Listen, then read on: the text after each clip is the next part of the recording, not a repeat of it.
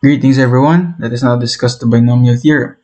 Now for this video, we're going to discuss the significance of this theorem, and for the next few videos, we will apply it to certain examples.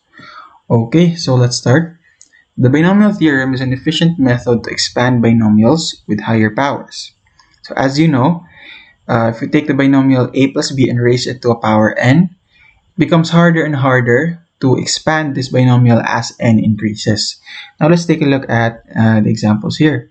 So a plus b raised to 0 is 1. Anything raised to 0 will be equal to 1. A plus b raised to 1 is a plus b itself.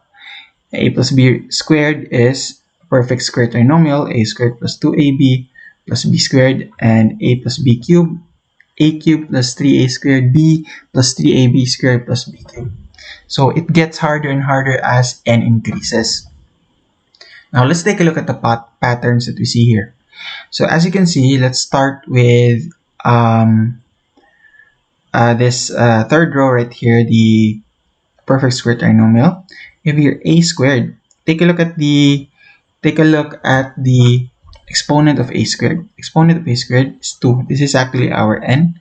And for the next term, this is n minus 1, right? Because this is 1 right here.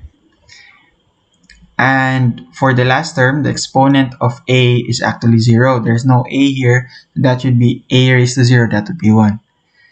Now, if you take a look at b, it starts out in the first term b raised to 0. So there's no b here. That's 1 right there. And then in the second term, it has b right there. And for the last term, it's actually b raised to n. Okay. So if you take a look at a plus b cubed, you can see the same pattern here. So the exponent of a decreases until it reaches to a0 in the last term, and the exponent of b increases starting with b raised to 0 in the first term until reaching b raised to n in the last term. Okay, so you need to take note of that pattern because it will be present in the binomial formula. Okay, so the next thing that we need to concern ourselves about is the coefficients of these terms. Now we can generate the coefficients by using the Pascal's triangle. As you can see here, the coefficient of a plus b raised to 0 is 1, right? You have it right here, 1. And a plus b raised to 1, for the second row right here, this is 1 and 1 right here. And then we have 1, 2, and 1. So this goes on and on. Now, the problem with using this is that if you want to find, let's say, for example, the 50th power, like a plus b raised to 50, you have to generate this Pascal's triangle from the beginning, right? So that's how you generate the Pascal's triangle. So fortunately, we have a formula that we can use to directly get the binomial expansion, and that is the binomial formula.